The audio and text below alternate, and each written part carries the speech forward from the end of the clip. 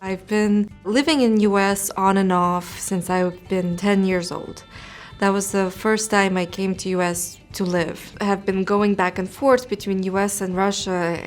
This is early 90s and it was a very dangerous time in Russia where it was worse than Soviet Union. There was no access to any basic care. My dad was telling me stories of how him and my mom would keep me alive. After living in Russia and having had the experience of living on both continents, I still felt like US was a more opportune place to be in.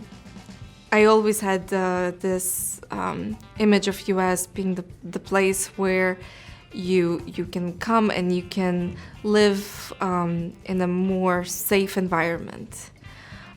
Even when I was living here and the horrible attacks happened, I still felt like people were taking care of each other. And my first experiences, even when I came here for the first time to visit and I didn't know any English, I felt like people were very friendly and very welcoming. So I always had that image of the environment being safe.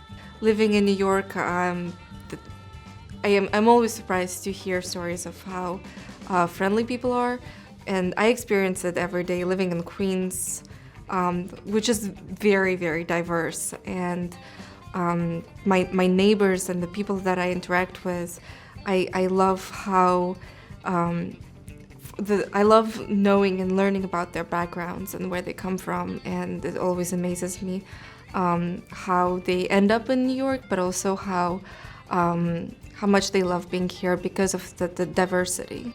You don't have to go with how the people that look like you or had the similar experience like you.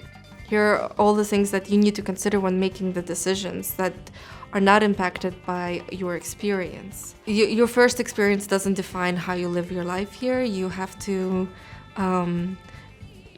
be confident in the path you want to pursue and not have that first experience be your lasting impression.